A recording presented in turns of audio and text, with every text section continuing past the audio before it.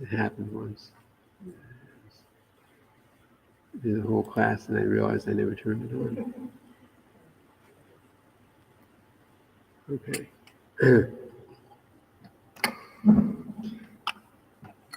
Jaya Radha Madhava Kunja Bihari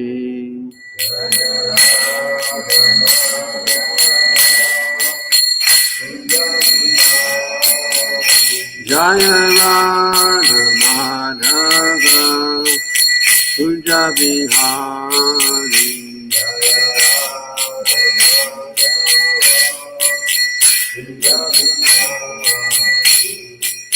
Sri Channa Bhalavata Sri Varanari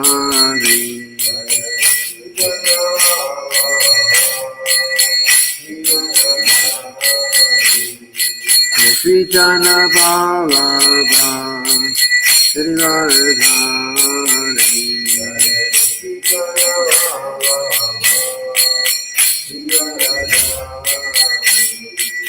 Yashoda Nandana Braja Jana Ranjana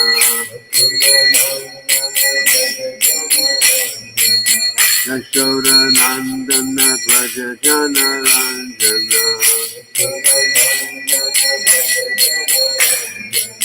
Yamuna Tira Vanachari Yamuna Tira Vanachari Jaya Radha Madhava Kunja Bihari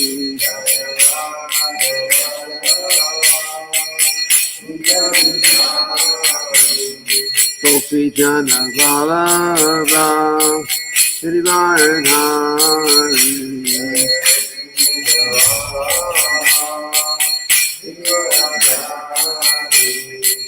Yashoda Nandana Braja Jana Ranjana Yamuna Tira Vanachari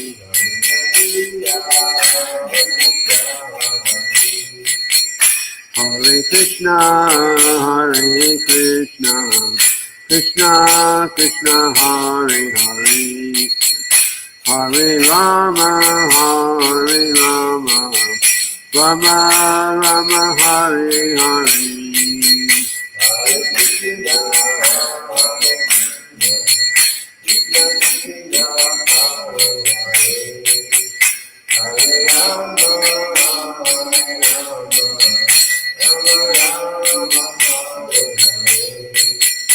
Hare Krishna, Hare Krishna, Krishna Krishna, Hare Hare, Hare Rama, Hare Rama, Rama Rama, Hare Hare. Hare Krishna,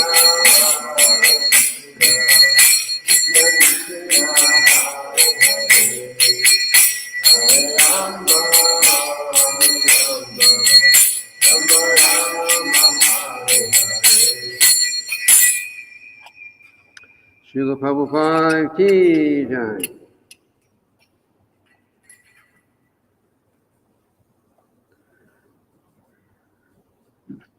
Oh, I need a Srimad-bhagavatam.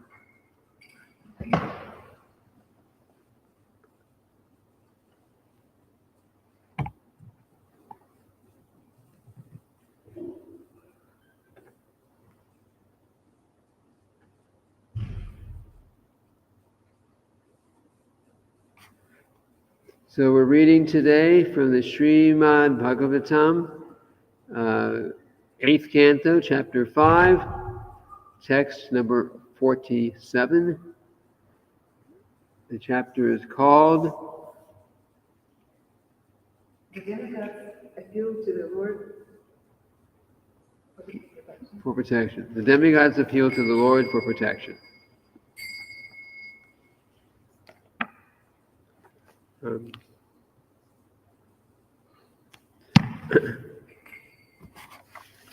So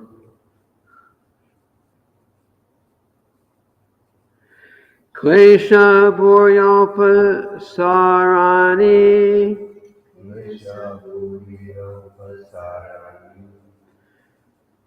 Karmani Vipalani Va Dehinan Vishayartanam Natataivarpitam Twayi.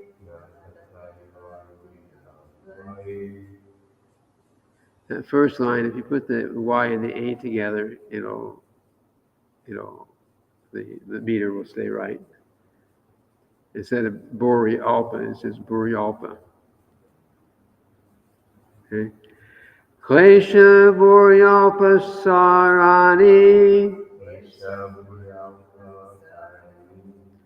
Karmani Vipalani Va Dehinan Vishayartanam Natataivarpitam Twayi. Klesha Boryopasarani Karmani Vipalani Va Dehinan Vishayartanam Natataivarpitam Twayi. I need someone to really speak up directly in front of the microphone when we do this. So I know, but I have to check it myself. But you have to speak directly into it, because this microphone is made to be spoken like this. If you go to the side, it has no effect. You can, just let if you have to. For a moment.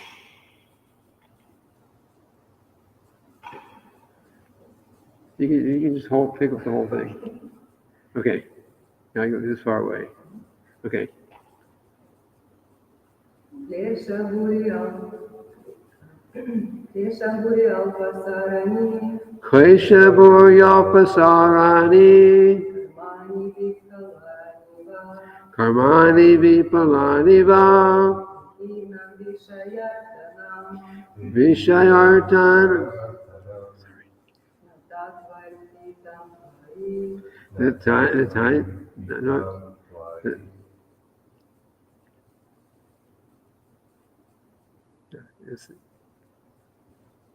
directly in. Klesha Buryopasarani Karmani Vipalani Va Dehinan Vishayartanam Natataivarpitam Twayi. That gives me something I can check it. Word for word synonyms.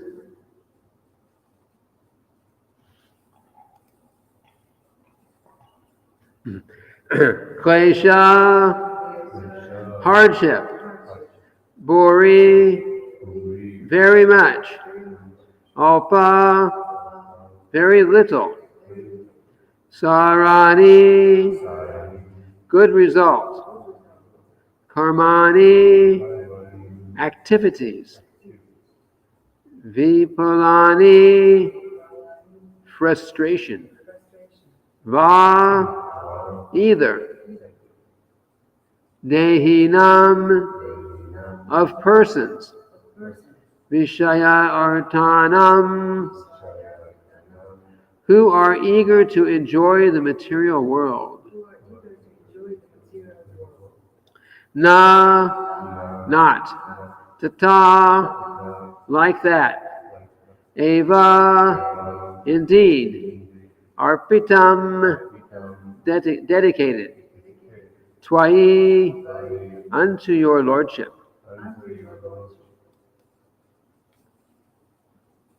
Translation: Karmis are always anxious to accumulate wealth for their sense gratification, but for that purpose they must work very hard. Yet, even though they work hard, the results are not satisfying.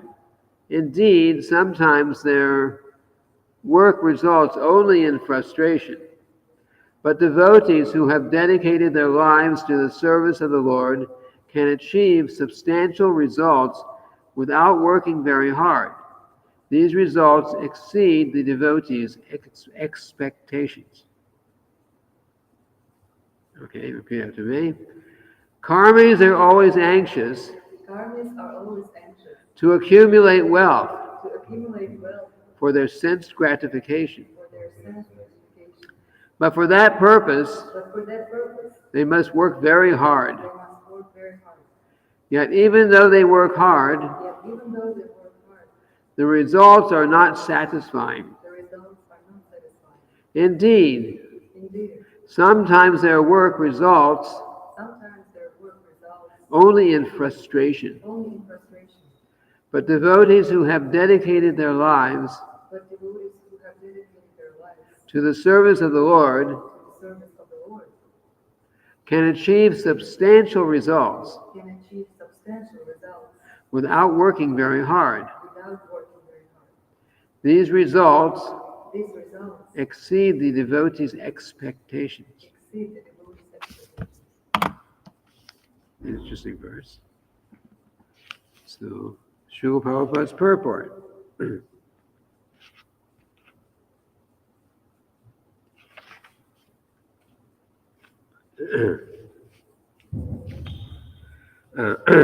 We can practically see how the devotees who have dedicated their lives for the service of the Lord in the Krishna consciousness movement are getting immense opportunities for the service of the Supreme Personality of Godhead without working very hard.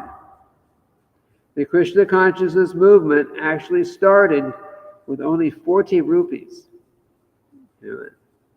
But now it has more than 40 crores worth of property. And all this opulence has been achieved within 8 or 10 years. So this is, of course, written a while back. No karmi can expect to improve his business so swiftly.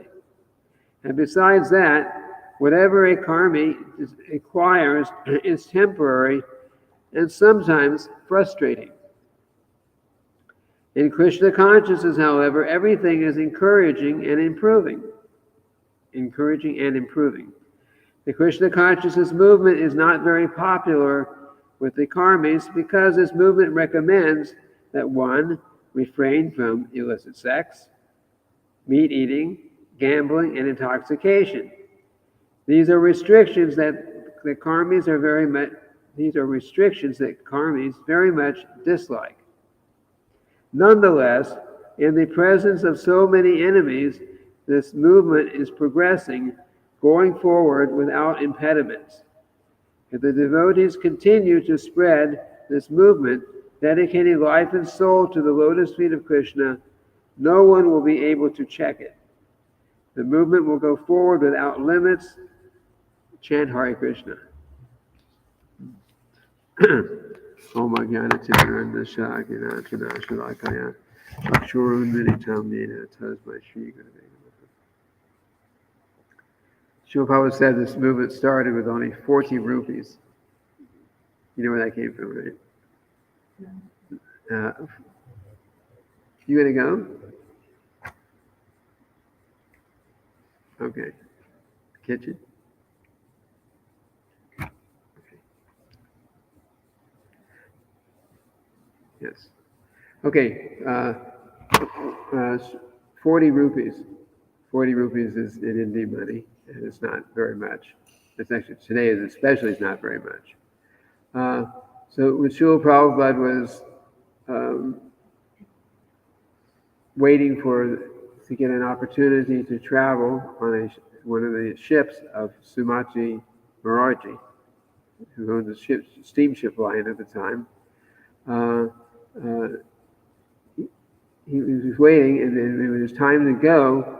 So Srimati Maharaji gave some money.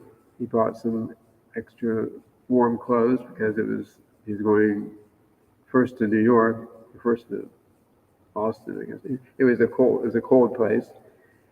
So he was given some money, got some warm clothes, and so on. A couple of things he needed, and then there was a little change left from that money that she gave, and that was about 40 rupees. So he carried that with him. But Indian money cannot be spent or exchanged in the United States. Especially back then. Huh? Especially back then. Well, yeah, and probably still now, but yeah, you could not, you can, so Shula probably, he came with 40 rupees, yeah, because it's a change from that other money. And when he went back to India the next time, he still had the same 40 rupees with him because he couldn't use it in America. So he didn't actually start with 40 rupees. He started with nothing. He had no money, zero. but Shula Prabhupada came, and he had something. He had a lot of faith in Lord Krishna and a lot of faith in the instructions of his spiritual master. A lot of faith. You say full faith, complete faith.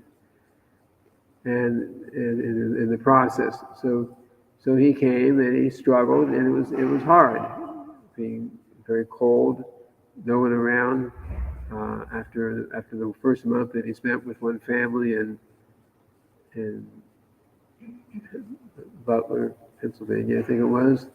After that, then he went on to New York, and he did what he could do. Somehow or other, he struggled. There had no followers and no money at the time, but he had books. He had books. He had printed the first 3 volumes, first Canto, which was in 3 volumes of Srimad-bhagavatam, and he would sell them. He had maybe 200 copies of that first Canto, and he would sell them here and there, and somehow or other he managed it for that time, and then little by little, some, she'll probably went out to the in New York, the what's the park called? Golden, I forget the name now. Anyway, one particular park in New York, and he sat down under a tree, and he just started chanting Hare Krishna, singing Hare Krishna, like kirtan, by himself. But here's this Indian Swami, sitting there under the tree and chanting the holy names of the Lord, hours a day. And so, of course, this is hippie time, so a lot of people were out living out in the park and around there. So they came, and they started hearing him chant, and they became attracted, and they started chanting, and then little by little he got an opportunity, and he was able to make some prasadam and distribute prasadam. Shila Prabhupada was a very good cook, also expert at everything. So between chanting and prasadam and speaking something about Krishna, then a few hippies, pretty much, became attracted to Shila Prabhupada, and they started wanting to learn more and more. And the Shila Prabhupada started taking the first ones out, like Harinam Sankirtan. They all went out together, and with all their various instruments they happened to have, and they would go out to the park and they would chant. So little by little, the early followers started getting a little purified, and so on. And then you can read in the Shila Prabhupada Lila Amrita the whole history. Little by little, starting with nothing, but a lot of faith in Krishna, then Shila Prabhupada started making devotees, and more came, and somehow Lakshmi started coming, money started coming, and like he said, he started with 40 rupees, And after 8-10 years, he had 40 crores of rupees worth of properties. A crore is, I think it's 1 million rupees. A crore is, if I remember. Anyways, it was a large amount. So things became really grew. So that's what Srila Prabhupada is referring to here. So, and it's a general principle that actually Krishna says this in Bhagavad Gita, I believe, if you, I'll explain the principle anyway. Krishna says if you give everything to me, and for a devotee, you give everything to me, and then I will preserve what you have and carry what you lack. Preserve what you have and carry what you lack. So Srila Prabhupada came with nothing as far as material assets, but his whole life was dedicated to the purpose of giving Krishna consciousness to, well, he wasn't even thinking just the Western countries. He was told to preach in the Western countries, but his idea was the whole world, which is what manifests in time. So he gave everything. He used all his time, his energy, he gave 100% of everything he had within him to preach Krishna consciousness, to help people become Krishna conscious. And by doing that, by giving everything, then what was lacking, there was a lot lacking, because much is needed for spreading Krishna consciousness everywhere. So whatever was lacking in terms of sincere followers and in terms of money, Lakshmi coming in, and anything else that was any other kind of help that was needed, whatever was lacking, little by little, Krishna sent that. Srila Prabhupada even said, I'd say this is more his humility, but he said, I was here struggling, but my spiritual master has sent all of you, the first followers, and the spiritual master sent all of you to come here and help me. And Srila Prabhupada, and the way so many the new people took up Krishna consciousness very quickly and very easily when Srila Prabhupada came. I guess Srila Prabhupada took it like that they were already there, just waiting, they're waiting in this lifetime to come and help him. But somehow or other, Krishna gave everything. So Srila Prabhupada's point in his purport is that devotee makes all endeavor within their ability, but full endeavor to succeed in serving Krishna and giving Krishna consciousness to others, and Krishna will carry everything else that is needed. So we can do that. He'll help us. And whereas the karmi means fruit of worker. So you're working. If your purpose in life is just to work hard, earn money, and enjoy sense gratification, not really thinking in terms of serving God, just serving sense gratification. If that's your desire, then you have to, just by the laws of nature, you are forced to work very hard to try to get what you are aspiring for. We say, it's just one of the in the Nectar of Instruction, one of the 6 things that will destroy our spiritual life, it says to over endeavor for mundane things which are very difficult to obtain. Over endeavor. So what is over endeavor? Overdo something.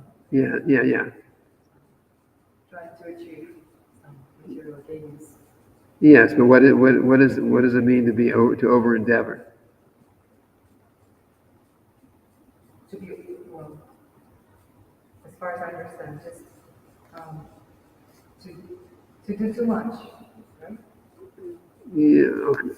Yes, okay, I'm going for a certain point here. So over endeavor, if in terms of this, because we may do a lot of things in life that we're over endeavoring, or we may work really hard. So what is the over endeavor that's referred to here, which is unfavorable for spiritual life?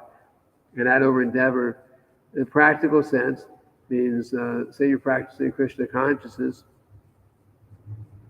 you're chanting your rounds, you're following the principles, you're taking time to, if you're living by yourself or you're not, maybe not living in the temple, you take time that what you're going to eat, you're going to make something and offer it to Krishna so you can eat. There's a certain spiritual program.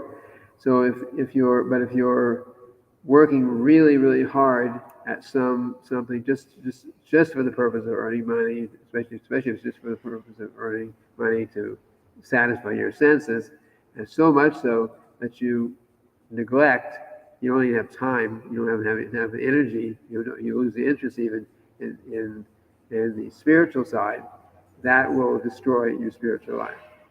So you may have to work hard, and you have a job, and there's an endeavor there. But if that endeavor goes to the point that I'm working so hard, I don't have time to chant my japa anymore. I can't chant my rounds. I have to. I can't even be vegetarian, because if I have to try to be vegetarian, then the people I work with will think I'm crazy. So, whatever, things like that. So when it gets to if our activities become such that we cannot even take care of our most basic spiritual needs, then that is the over endeavor that's being referred to here. Because our whole focus is on the survival mode or on earning money. Yeah, because materially speaking, people always talk about how I wish I could just earn a lot of money, put it aside, and then when I'm later on, I can just retire. I won't have to do anything. I can just enjoy, that mentality.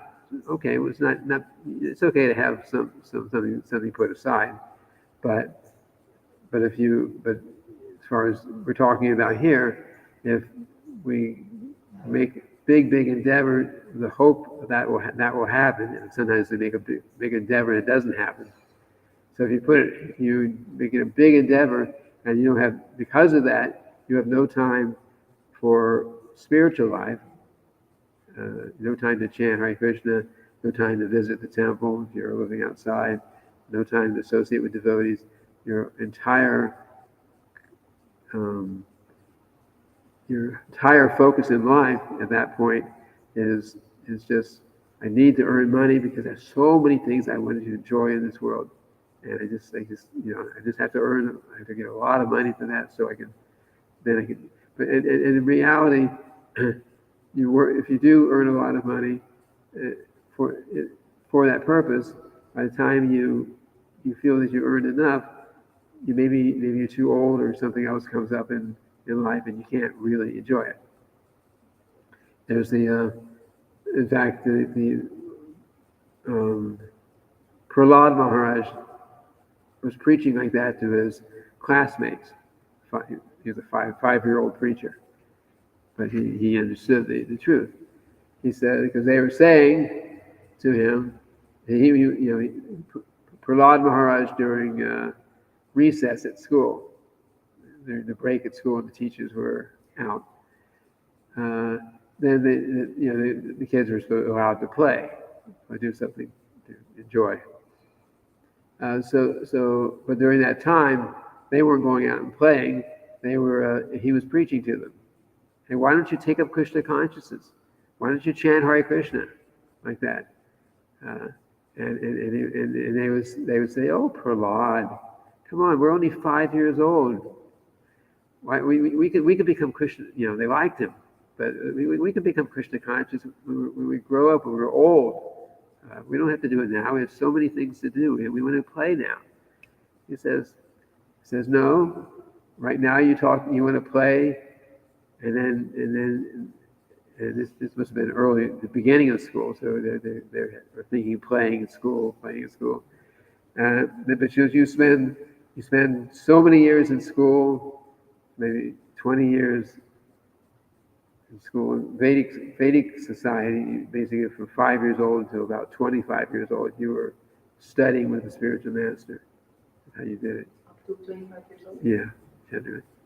So he said, so maybe 25 years, you're studying, hard studying. You got so much to learn about I'm not sure. In that school, you learn about the Vedas. The Vedas also what they followed, but not for the purpose of devotional service. It was demigod worship and other things.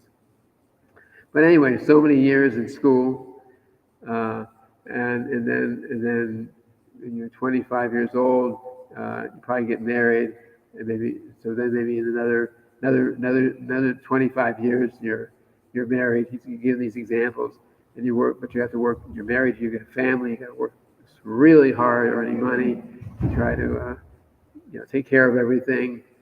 So he's showing how he said you better take up Krishna consciousness now, because if you wait until you finish going to school, and then you spend maybe 25 years or more in married life, children and everything, you go through that phase, then you become old. You're getting by the time you're 50, 60 years old. Then you're going to die. Radha Vraja Vihari, Jagannath, Balaram, Lady Subhadra, Shingade, Prahlad Maharaj, Ki. You're 50, 60 years old, maybe, and you're slowing down, don't have the energy you had before, and then other more years pass by, and then you start becoming pretty just invalid. You just can't. You start really losing the ability to do anything. So after all this is out of the way, then he says, even if you want to practice Krishna consciousness, it's going to be really hard to start at that point in life. So he's preaching to them like that. Don't wait. Don't waste it. Don't spend your whole lifetime doing these other things, thinking that you're going to put off the spiritual life until the end. He says, just start now. You should chant Hare Krishna now. You should make your whole life dedicated to devotional service now. And you can still go to finish your school. You can still get married and have your family if that's what you want. You could still, the basic things that people do in life, but you could do it in a Krishna conscious way. Don't wait until the end thinking that I will take it up then. Because everyone knows that after about the age of 40 or something, 30, 40, we'll get really, really fixed in our ways, if not before that. We're really fixed in our ways, and it's really hard to make a completely change over. Some people do it, but it's hard at that point.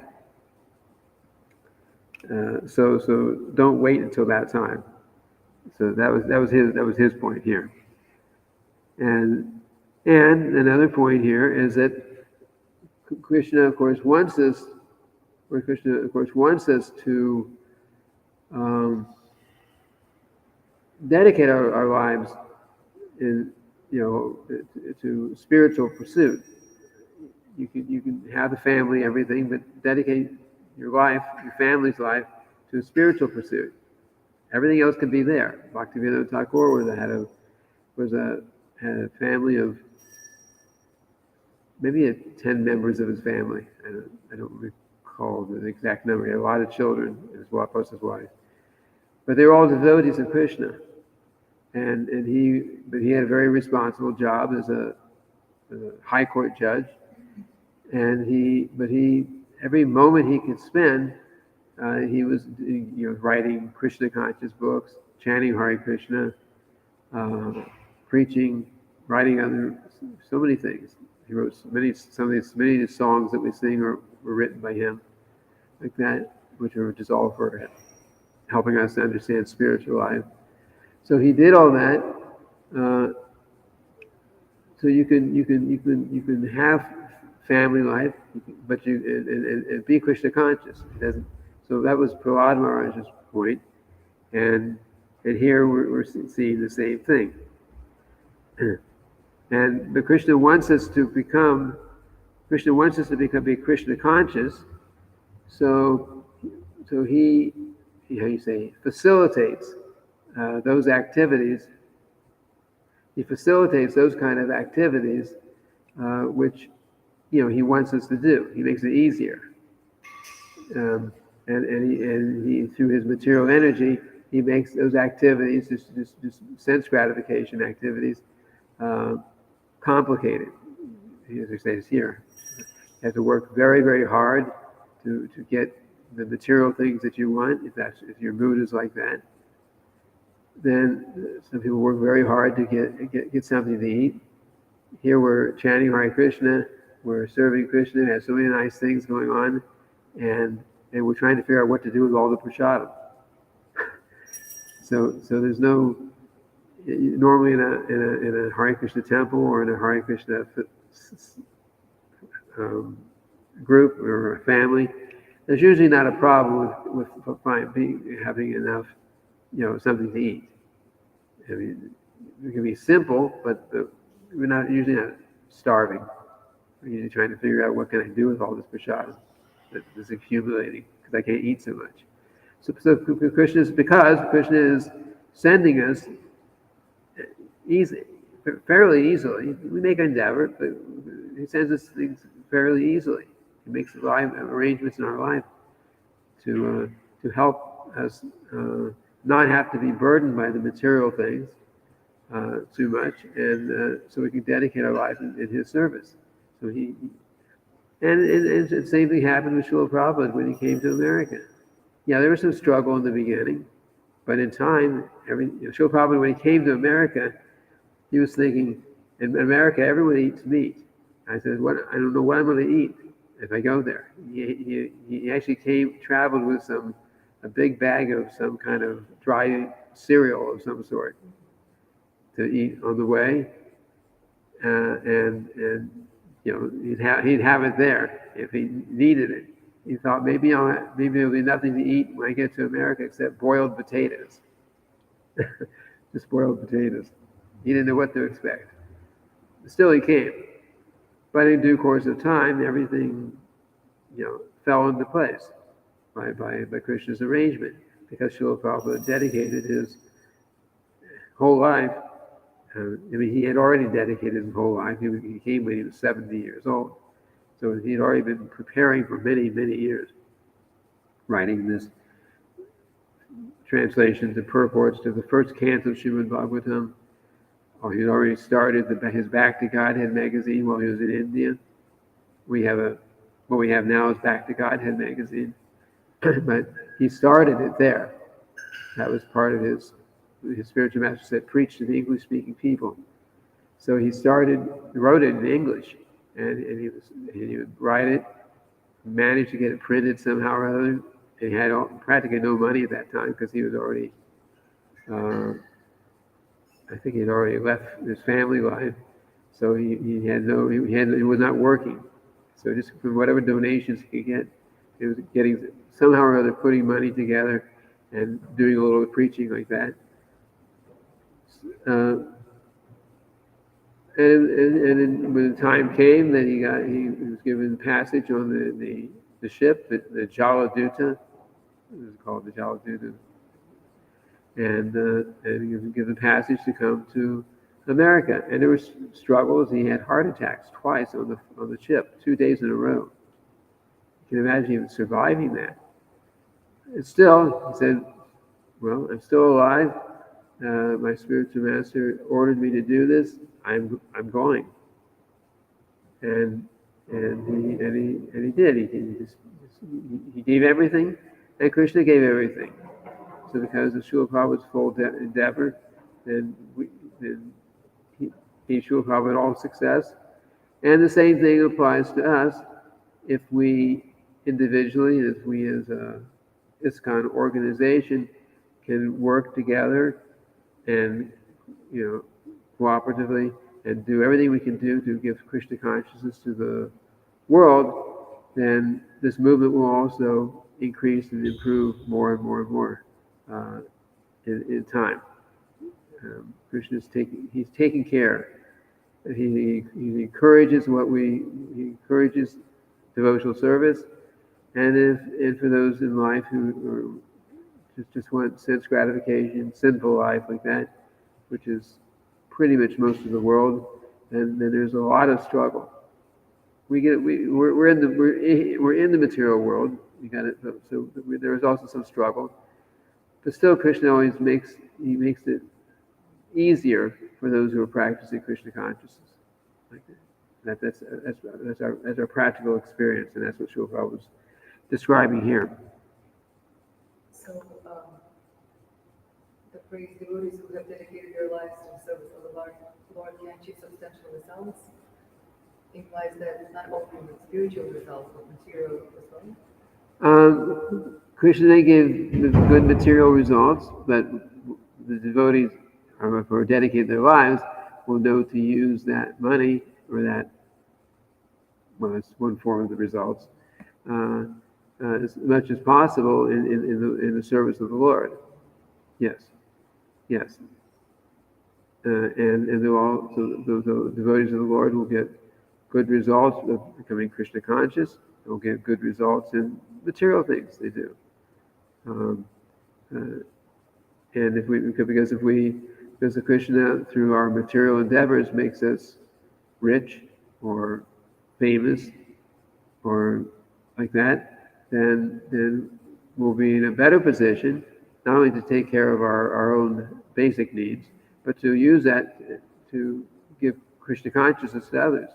Just like, for example, one example, George Harrison, formerly with the Beatles.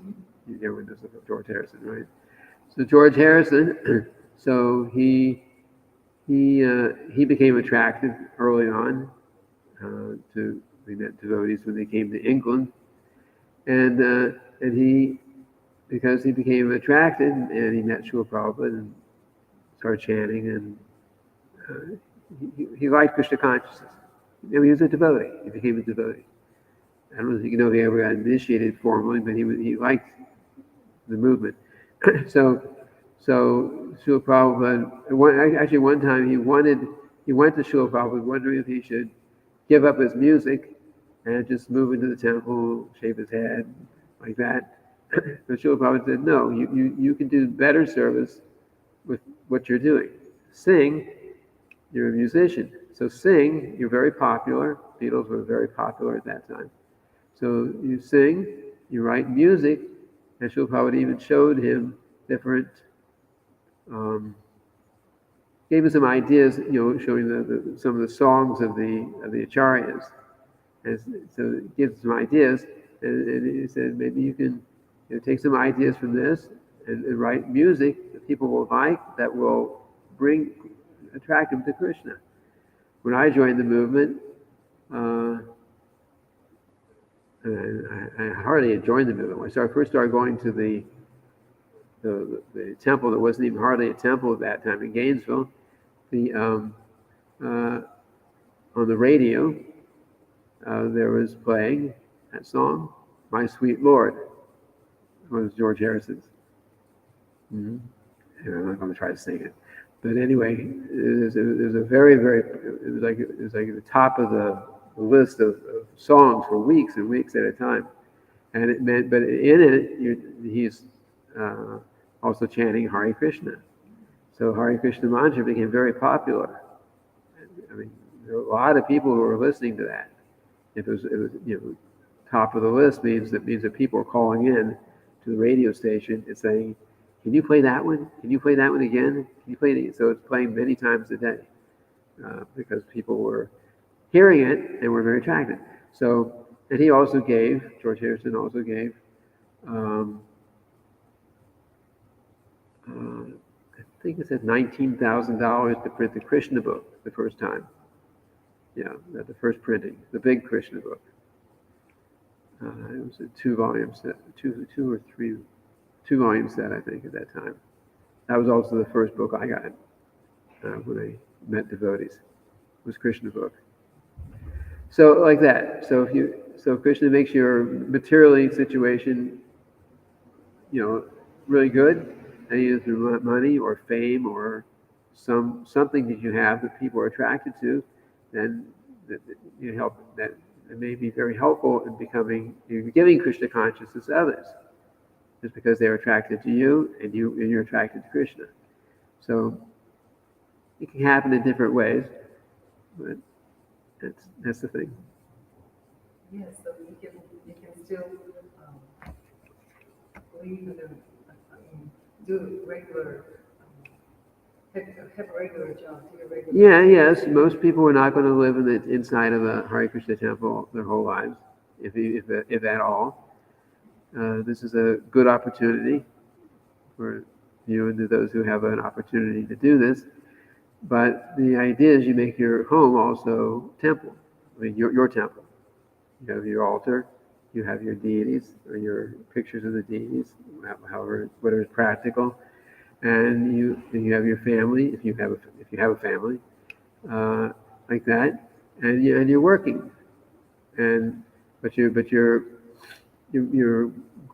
purpose in life is to be Krishna conscious. That's the ideal. You do whatever work you have to do, but your purpose in life is to be Krishna conscious, and the working is just, And Srila Prabhupada uses his own father as an example. His father was a cloth merchant. I know I mentioned this before, but we'll bring it up again. He was a cloth merchant. He would get up in the morning I don't know what time he got up in the morning. Srila Prabhupada was telling, because they were children at that time, so whatever time they would wake up.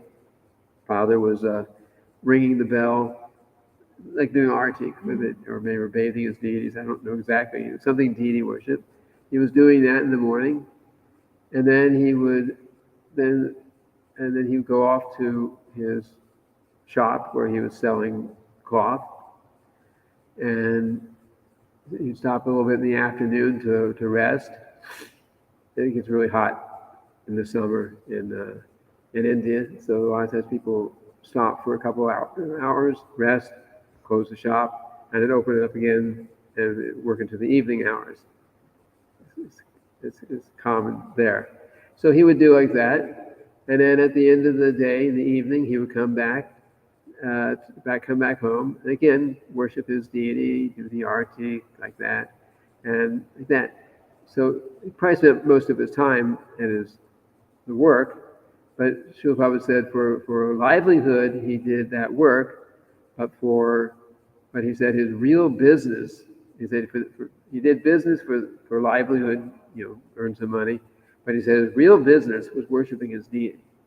Not that he spent most of his time doing it, but what